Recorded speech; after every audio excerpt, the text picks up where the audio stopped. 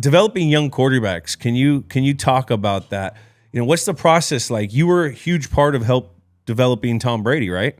That's when you first came in 2000, 2001. Yep. You developed him and the other guys, but developing a quarterback, what's that process like? Now, who also makes that decision? Is it the head coach? Is it the offensive coordinator? Is it the quarterback coach, or is it everyone's doing it their own? What's this process? I think you have to have a plan, and that obviously starts from the head coach's perspective, and you have to, be able to agree on how you're going to kind of unveil that thing to the player, and and ultimately bring him along. You were a young player that needed to make progress every step of the way. Yeah, and this is no different. It's just there's so much notoriety and so much attention on the quarterback position. So if they're not talking about your arm angle, they're talking about your footwork. If they're not talking about that, they're talking about your eyes or your read or how you navigated the pocket. And there's a lot of things that go into playing it well. But I at the end of the day, I think you got to take the player where he's at,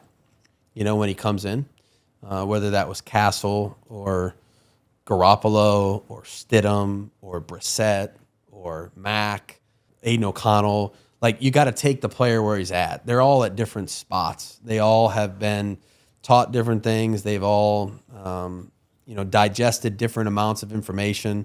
Some have played in different systems than yours. Some have played in maybe some that were a little bit more like yours. And you just got to figure out, all right, what do they know?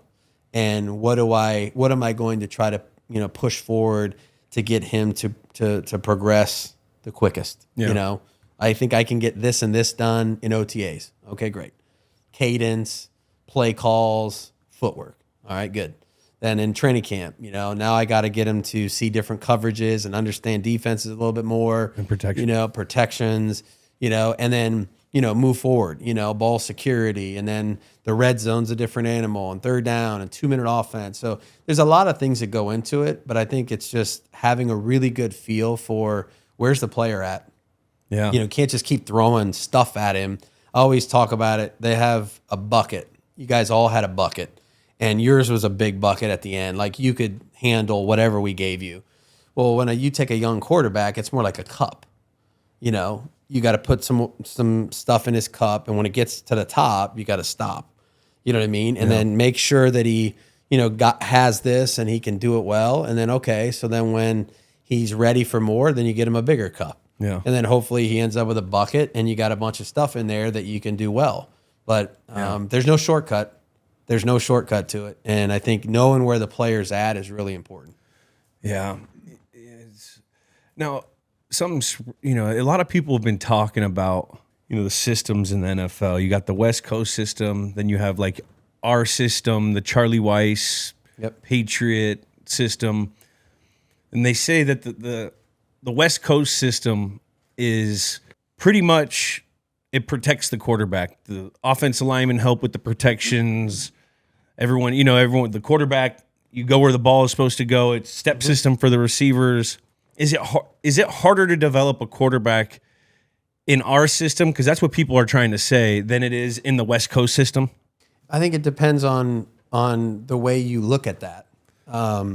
If the goal is just to restrict the volume of responsibility that you place on him right away, then it certainly could be. If at the end of the day your goal is to have him understand how to handle all the problems and take care of those things that come up in the big games in order for him to help you win them, then maybe it's worth it. Yeah. That was always our mindset. Is basically what we're talking about here is who's going to do the stuff prior to the ball being snapped. Yeah. All the quarterbacks have to do the same thing once the ball's in their hand. They got to understand what happened relative to the protection or the pressures. They have to read the coverage.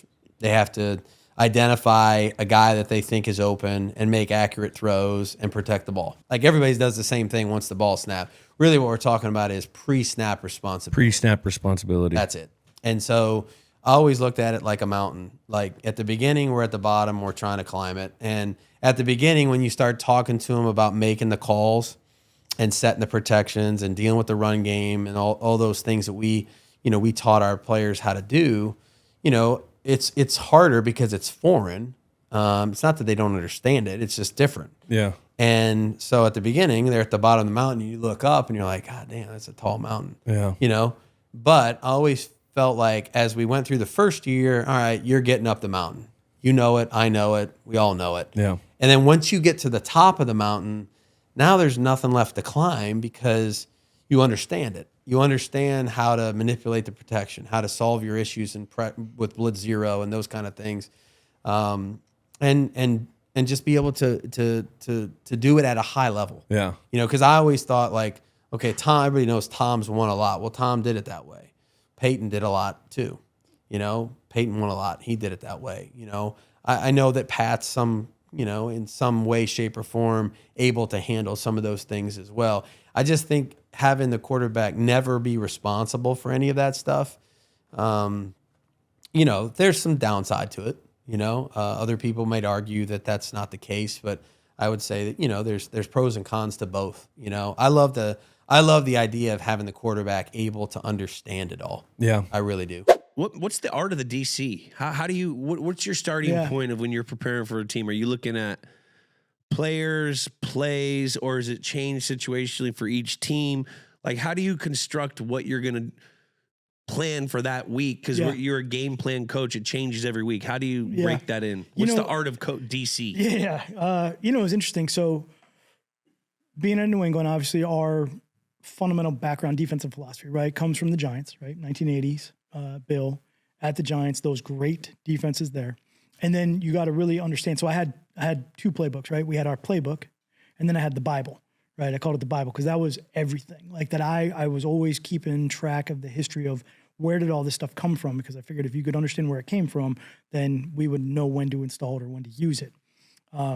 So who made the Bible? So I did, just copy, pull all put together. Football. So Bible. Was that make you a prophet? Definitely. I mean, Bill Jesus? I am. I mean, I was named. I am Matthew. Right? So okay, Matthew's one of the prophets. Get out of here. So 80s, right? And then you have the influence of our defense from Saban when Bill and Nick get together at Cleveland. And how it morphs from cover 2 to cover 3, little bit of cover 5, which was our 2-man, Nick with cover 1, cover 4. And then, so as we get to New England, Nick loves man. Loves it, right? Yeah. So as we get to New England, Romeo Rack is there early, what that was, Mangini, and then Dean takes over and we go all into cover 4, which was, that was his baby and that was great for all those years too. When Dean left, Bill wanted to get back to some more traditional stuff. The game was changing at this point, right around this timeline, and I really think offensively, Bill had a great vision of where the game should go, and it was getting away from the 11s into the mixed 12s, personnel groups, but at this time, defensively, we had gone back to a lot of base, cover 2, cover 3. We had young players playing zone, because with zone, you got more chances for turnovers. You can see the quarterback. You can see the throws. We're always good tacklers, right? Good tackling defense. And so we had young guys. So that's what we were in this era. We had our mans for situational football, because you got to play man in situational football, red area, things like that.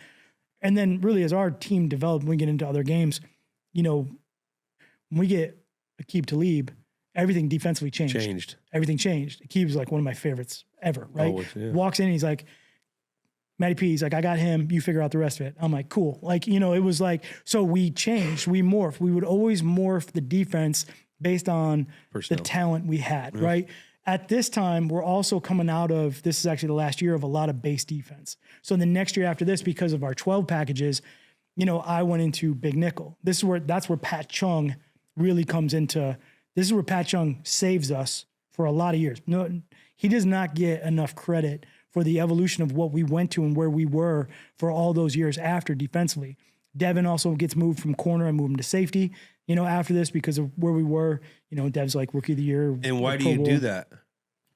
Why do we change the defense? Because you're 12 personnel, and so there's a lot of 12 personnel, which means there's 2 tight ends, but teams are still spreading people out. So correct. The safety has to cover the tight end, who's a better route runner these days.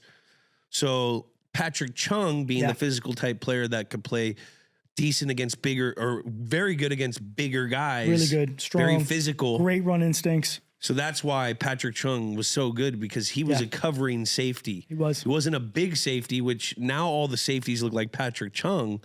But at this time, you know, this is when safeties were fucking huge. Yeah. Still big, still coming down. That's what I'm just giving context to Matty P. Love the history.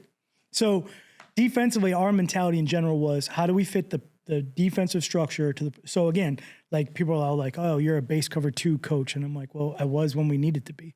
You know, but like you saw our playbook, like we had every coverage known to man in that thing, and then some we made up. So, or fronts and variations. So with that mentality, the defense, that was just our mentality every week. What do we have to do? What do we have to play in order to win this game? Because that's all that really mattered. It was like, it doesn't matter what we do. How do we just win this game? Complementary football with the offense, with special teams, with defense, and who are the players we have to do that? And so it was always evolving, always changing. But when you game plan an offense, for me, you know, started with the quarterback. How are we going to make this guy, you know, how are we going to play the game within the game against this guy? Yeah. And then I went to the offensive line. You obviously identify who are the great players, who are the go-to guys you got to stop, you know, who's the ball going to in what situations, you know, make sure you got those guys handled, make sure you got them covered. But game planning affecting the quarterback was through the offensive line. How do we get pressure in his face? Is he going to step up? Is he going to bail? Is he going to move? Do we need to keep him in the pocket? Do we want him out of the pocket? Is he a scrambler? Does he extend? All of those, you got to answer all of those questions, you know, as you go through the game plan process. And then, you know, you got run game, you got all of that in there. What packages you're going to play? How are you going to call the game? You know, so a lot of games I would have, you know, I had different call sheets. So I had our main call sheet that everybody had, and then I would have adjustment call sheets, you know, and I'd either have them or, you know, people ask me all the time. So I always had a notebook in, you know, always wore a hoodie, always had pockets. And number 2 pencil. You got one? Yeah. There we go. Yep. Good Ticonderoga right there. Yeah, of course. Right. Yeah. But I always had engineer shit here, I always had notebooks with paper, you know, and I would rewrite different scripts, different series coming up. You know, like we'd come to the side and be like, hey, Jules, next third down call is going to be this. Next first down is going to be called. Be ready to go in on second down and long, second and short. We're going to stay base. And I would write all of those out so that everybody had that during the game. To have the opportunity to coach, you know, obviously what we believe is the greatest quarterback of all time. When he was out on the West Coast and he came back for OTAs that year, 09, the year we drafted you. Yeah. I'll never forget this. He came in my office. He said, look, I want to be coached. He's like, look, don't waste my time, but I want to be coached. And he was right about that. And I learned a lot about, you know, how he wanted to be coached, what he wanted to know. Like I can remember one of my first meetings, I was so prepared. I had this like book of like computer reports and I gave him this. I'm like, Tom, look at this book. And he's like, what is this? I want one sheet. I want one sheet that tells me boom, boom, boom. First, second down, third down, boom, fronts, pressures, red area, backed up, the whole thing. And I was like, oh my God. So, but from that point, I did the one sheet and I use that one sheet to this day for quarterbacks because he wanted to be able to think quickly. He didn't want a big computer report. He was a guy that if you showed him that you could work with him, like you could take in his input and show him that you could work together to formulate a really good offense, like then you were going to have a great relationship. And I think that's why he and I got along so well because we had our ideas and then he would come in on Tuesdays with his ideas and we would put those ideas into with ours and I would put it all together. And then each night I would have to email it to him. And so I don't know if I think Josh probably do the same thing, but like, he went to bed early. So if it was like, Tuesday night for Wednesday morning, here's the game plan by 8 p.m. Here's the game plan for third down by 8 p.m. on Wednesday. For, red area 8 p.m. on Thursday, for the next day. But that forced you to work, get your work done, and be prepared. And then he would email back with, hey, I love this play. I love this play. I don't really like this play. Hey, what do you think about this play? And it was just that type of relationship, and coaching him was awesome. That's really cool to hear. And people don't realize Tom loves being coached. I mean, Billy O was probably so overwhelmed jumping into that thing because when I got there, they already had 3 Super Bowls. Yeah, they were already the Patriots, and that was like. And I remember seeing him throw for the first day, and I was like, man, this motherfucker can throw. Yeah, it's a beautiful sight. We did a really good job adjusting from that regular season game to the Super Bowl against us. I think. They weren't really. I don't think they were expecting to play us. Yeah. They only had a week, So they kind of went in a little bit the same way they did the regular season game, which we were ready for. Yeah. Do what they do. Do what they do. And they listen, they're good. They figured it out. They started hitting the sun. So, you know, the pass up the seam, what do we always call that? Pass up the seam. How about ram pass? A ram pass? Ram pass. Yeah, how many times you heard us talk about ram pass? Everybody knew Yeah, that's ram. defensive term. Yeah, for the Scott Wright 525 F-post swing. I mean, it was like staple. Well, they started to run a ram pass against it, and they had a step on us a couple of times, and they ran it like 5 times for 5 different formations, different personnel groups, and you know they came back and tied the game up. And then we went back and won it at the end. But the Colts in 03, I think the final score of the game was 26-3, and the only reason it wasn't a 0 was because we dropped an interception in the end zone that we should have had, and they kicked the field goal. So we held them to 3 points, and then Super Bowl 53 against the Rams in 2018, we hold them to 3 points. So that was, you know, those to me were 3 500-point teams. 500-point teams. Those were masterpieces. And what I remember, that 03 game that you're going to talk to Ty about, after the game they had, you know, on the whatever network was doing it, one of their guests for the game was Mike Shanahan, coach of the Broncos. And, I mean, his team had been chewed up by the Colts. Yeah. I mean, they got massacred by the Colts. And Mike Shanahan went on and says, I can't believe I just saw what I saw, which I took as a real, you know, that's like a real compliment from somebody who really knows this is something special right here. Yeah. But, you know, I will say part of that was because I knew in the middle of November it was going to come down to us playing the Colts. Yeah. So that was what it was then. That's what it was. And you know what? It didn't matter if we were playing, you know, the Jets in a regular season game. I made a point to spend an hour a day at least. 1 hour a day. Studying the Colts.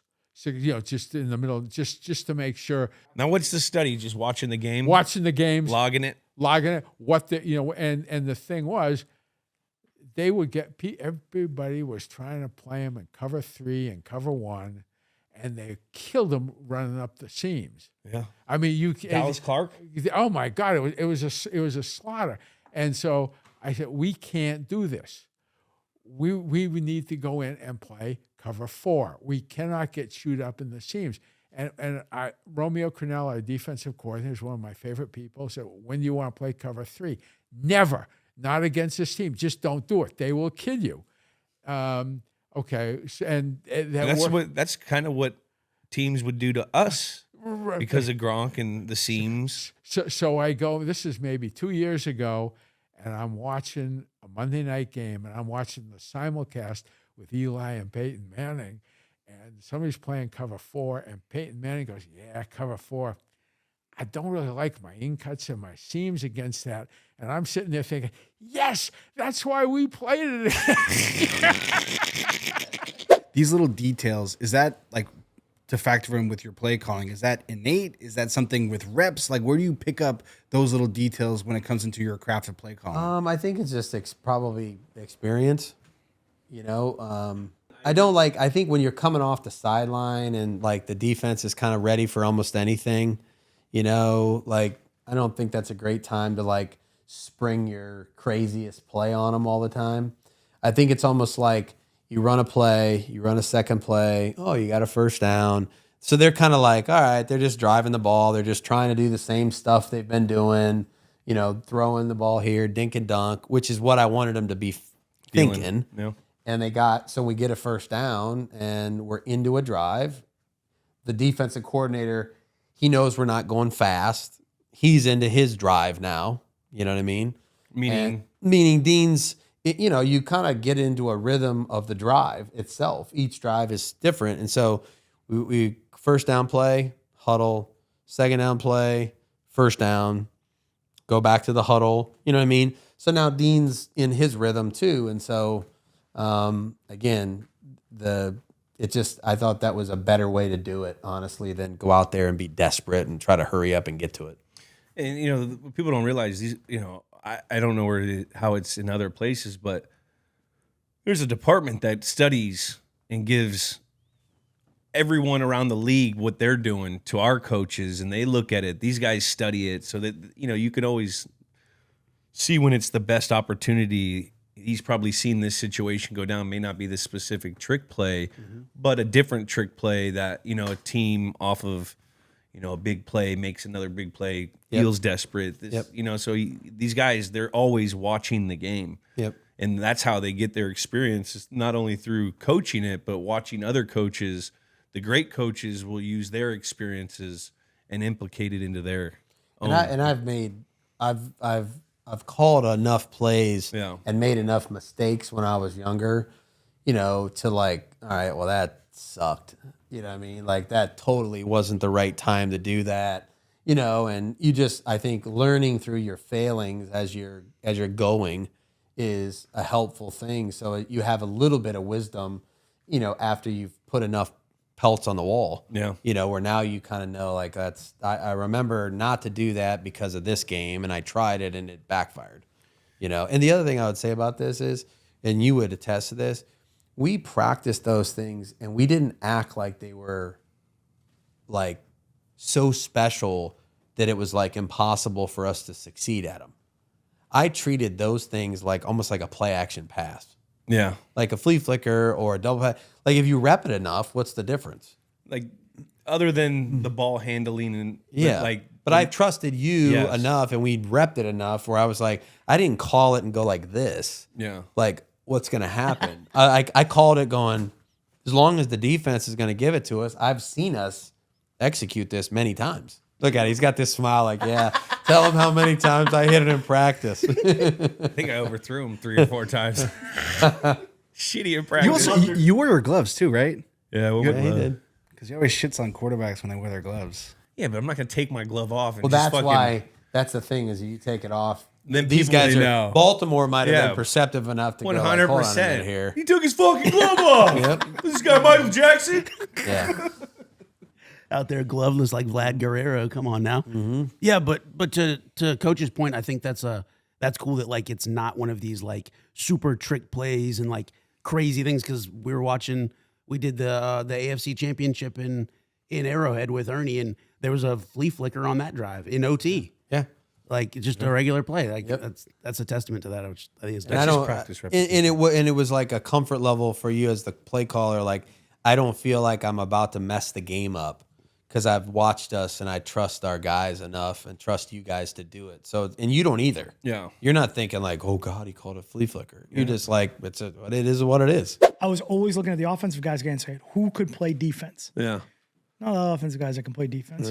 But once you were kind of on the team, all of that stuff that you went through, I was like, that's the guy that can do it. So I always had in my head, I was like, at some point, he's going to play DB for us. Which is so crazy for 2 reasons. I remember when I was getting worked out, Pittsburgh worked me out as a safety and a corner when I was coming out of Kent. And then the second thing, when you told me about the Troy Brown stuff, and like you said, I finally got someone that I could do this with. When I first got drafted to New England, Yeah. my agent, Don Yee, Yeah, done. Don goes to me and he goes, I have a vision. You're the next Troy Brown. The team's it's gonna be hard for them to cut you, because you're gonna, because that was the thing going into this. They had 7 receivers my rookie year. Yeah. 8 receivers. They traded for a guy. They had Randy Moss West. One of the guys was a special teams captain, Sam Aiken. So like the roster spot was like hard. You can't get that spot. But my agent was just always say it's going to be hard for them to cut you because you could do a lot. You do a lot. You were And a ball playing Jesse. it's crazy you said that. Fucking Don's a smart dude. But yeah, it was, and Josh, Josh Boyer, he was great at all that stuff too. So Josh was like, and I think he was in that same mentality. Josh was, and he saw the same thing. So, it was, Jules was going to play defense. We were going to go through it. I remember Troy saying, I was like, long time ago, I was like, Troy, how did you, he's like, well, I know most of the routes. Yeah. He's like, I run all these routes. Yeah. So I know everything inside. Conceptually. So And situationally, that's what I would do. Situationally, so you knew the same, and then situationally, you knew what we wanted to do defensively, and I knew you'd learn it in a very short amount of time. So, because I remember what I would do, Bill and you guys would always say, well, Bill, I would listen in the team meeting. Yep. And Bill would always say, gotta have it situations, the third downs, the 4-point plays. Yeah. They throw gotta have it routes to gotta have it players. Yeah, go to guys. So if you fucking study the gotta have it route give you the list. on that straight third down, Yep. and then you study the gotta have it player, like all I would do is just hold on for dear life for the first 5 yards because I knew guys hated it, and then just play to your leverage. Do you get fed up with hearing this bullshit analytics talk? Well, you know what? It's Or is it? Are well, you like, yeah. I'm the analytic godfather? You know, for instance, there's a Ernie Adams. yeah, Analytics. I am analytics. you know, like for instance, Amen. if something 4th if and 2 against the Colts. We win for it. but That's analytics. Ernie before analytics. you know, but there was if somebody's got something that makes sense, you know, we're like David Romer was an economist at the University of California. I mean, his wife was a critical part of some presidential administrations, and he wrote the paper on why on 4th and goal from the 1 you really want to go for it. Well, I read the paper, and you know what? This makes sense.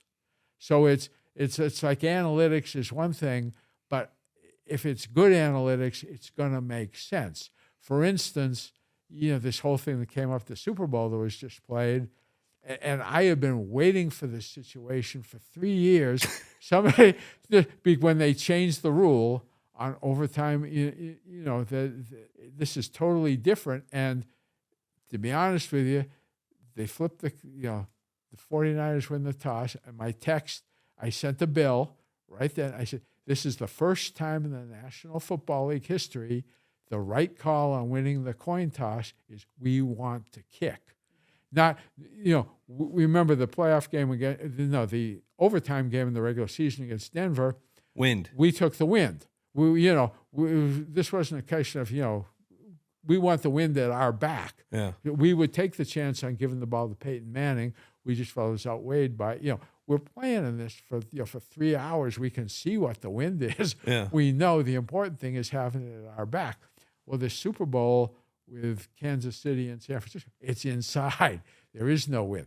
But to me, the call is we want to kick. We want to go on defense first. And the big reason it came up when Kansas City got the ball, you know what you need, and you know when you're in 4-down territory all the way, because it comes up 4th down, you can go for it. Well, if you know you're going to be going for it on 4th down, that changes the way you can call the game on 1st, 2nd, and 3rd down. Yeah. And to me, that's the biggest, that's the biggest reason.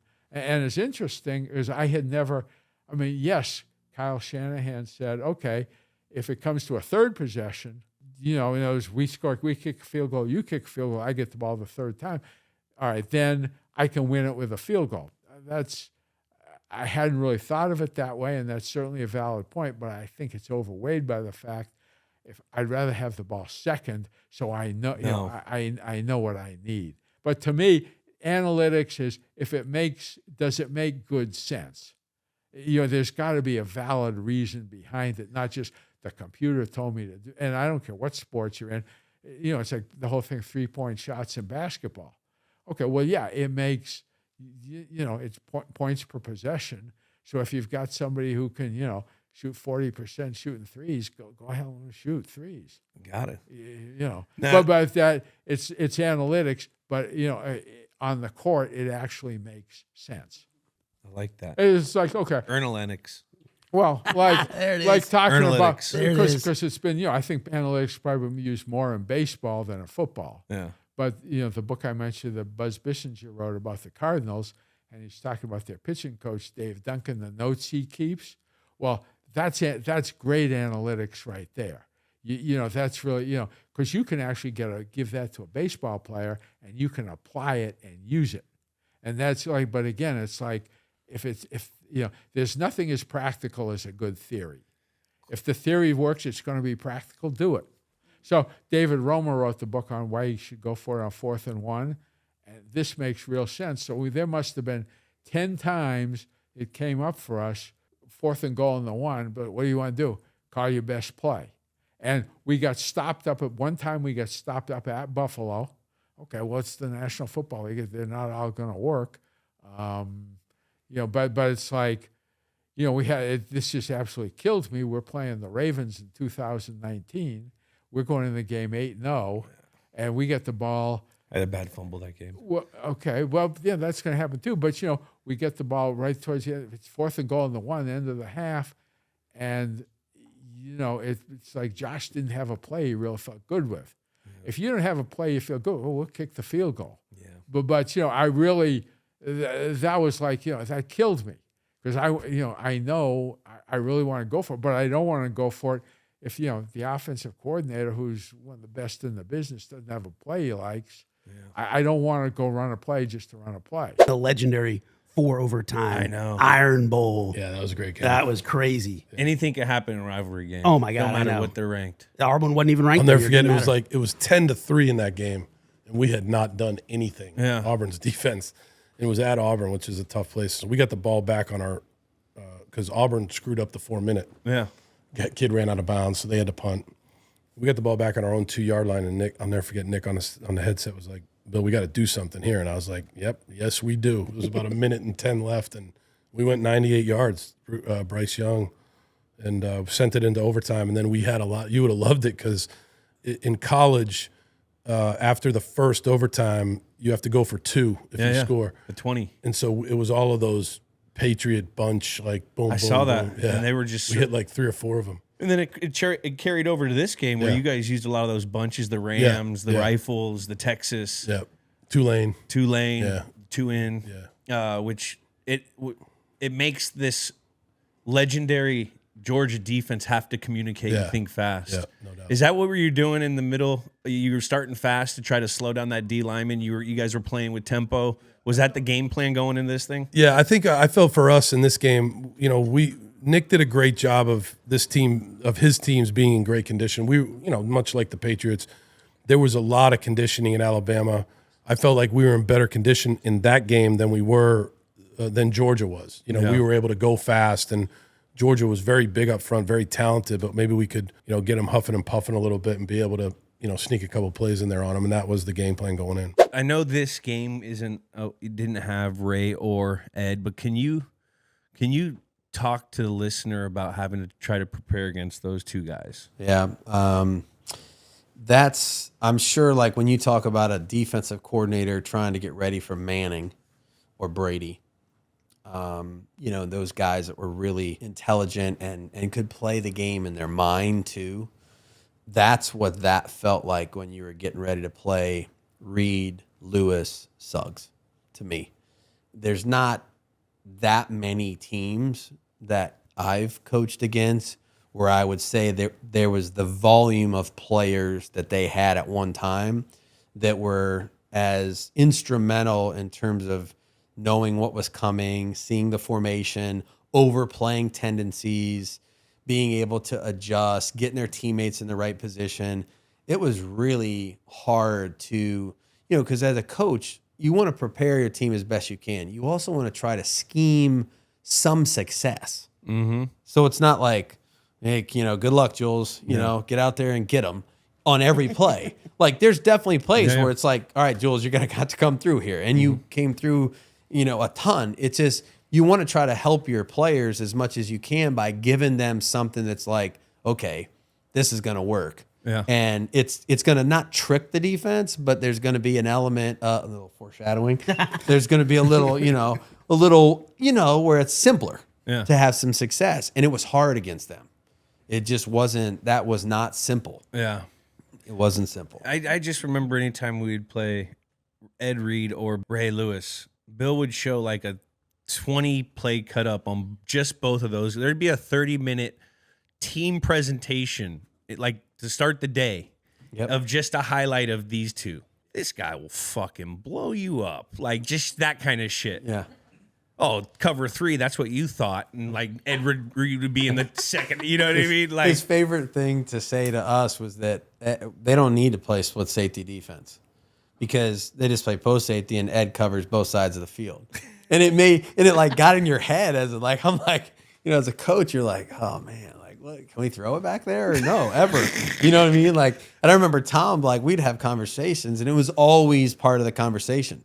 But that's a tribute to the greatness of the player. Yeah. Because when you're looking at him going, he can cover everything back there, and you're thinking about that, that makes you question whether or not, you can do something.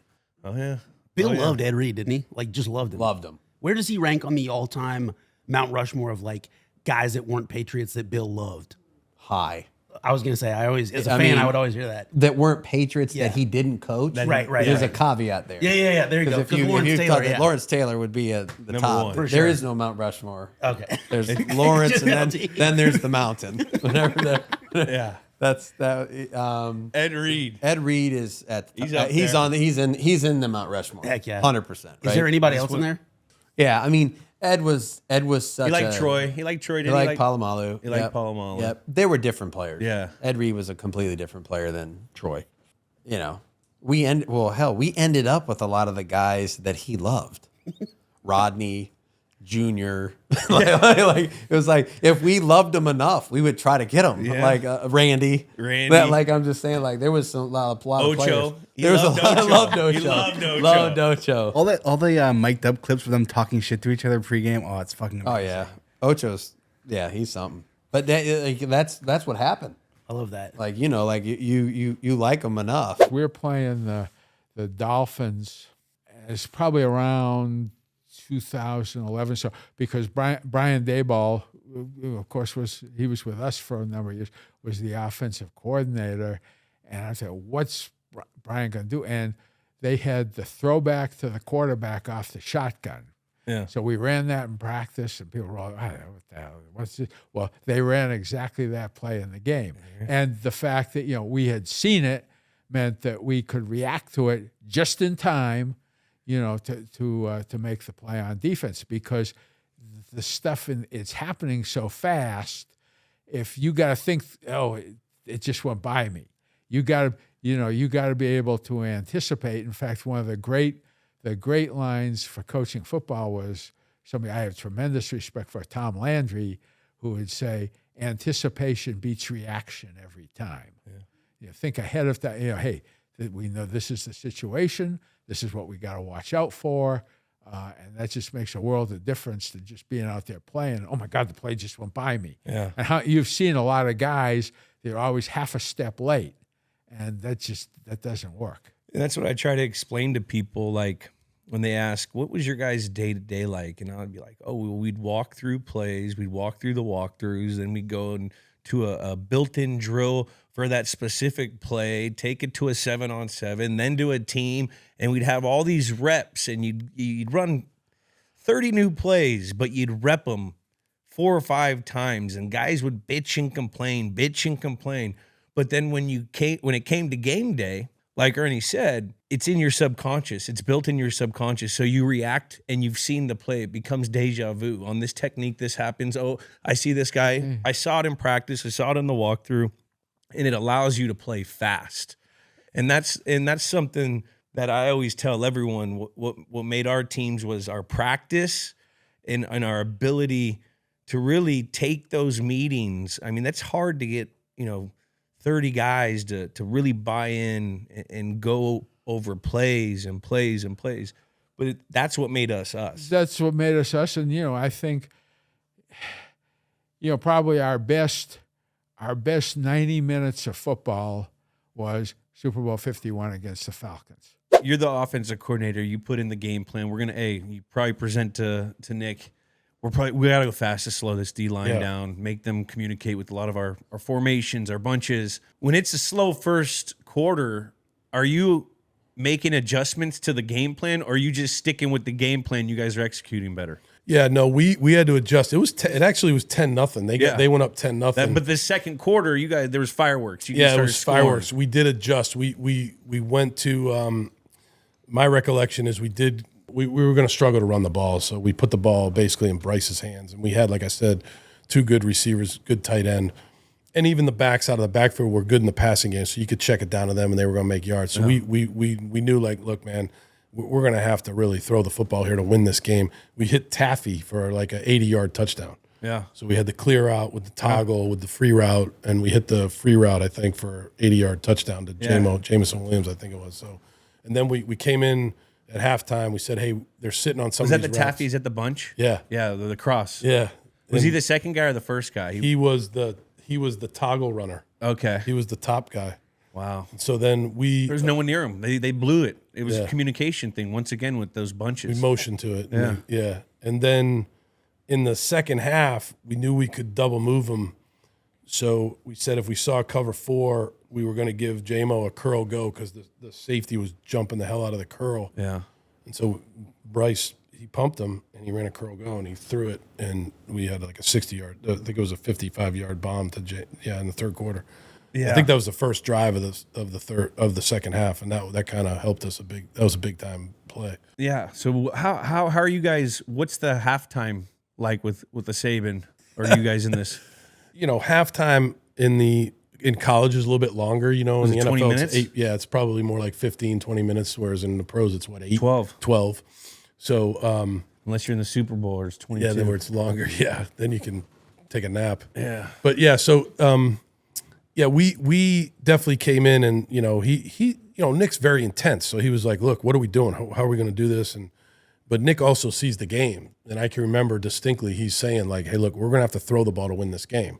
And so we just made sure we had our best passes ready to go. We had a couple new wrinkles we put in at halftime, like, hey, we're going to run this way. And these kids, the kids that were playing for us were very, very smart football players, so they're like, no problem, coach, we got that. And that's kind of what halftime was like. And then once you guys go out and score and have that big play in the third quarter to start it off, that's when that momentum started kicking over there. Yeah. Now, as a play caller, are you just like keep it going? Because you guys started, there was a pick 6. You guys are starting to blow them out. Now, what was the mentality on the play calling? Like, are we trying to run this thing down, or are we trying to fucking score?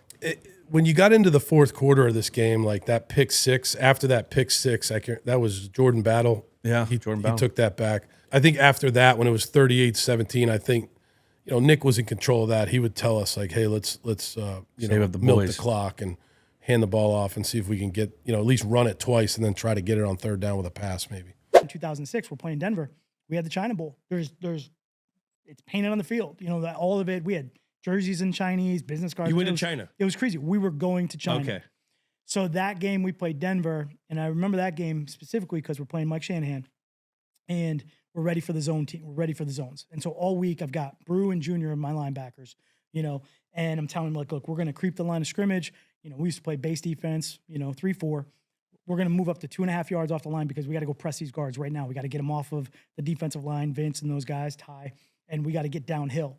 Well, Mike went to the whole power gap, duo run game, and it was all down blocks. And What is power gap duo run so game? all kind of the same deal, right? Good question. Depends on what side of the ball. Zone So is if you're getting everyone zone trying to where move sideways and you everyone's use moving space. in the same direction. Now we go to the gap, What is or that? the duo or the power. It's however you double wanna- teams everywhere? Yeah, double teams all along the stretch. We're Oh, trying to duo. move bodies, so we're 2-on-1. So it's we're 300 doubling. pounds versus It's 600 600 pounds. versus 300. Okay, Yeah, okay. 600 versus 300. So we're moving the line of Scar. scrimmage.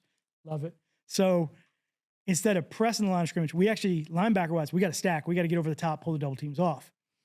Well, Junior, who was we were in the system, he's running through. And so we got gashed in the run game. I think we won, but we got gashed. And so now we got to go in Monday to Bill's office, and we got to go through the tape, and it was not pretty. It was not good. It was a very long meeting. I've got Junior Seau, Teddy Bruschi, myself, Bill, killing us because we couldn't fit the runs, power. It's not zone. We practice zone all week, Yeah. ready for the Shanahan stretch.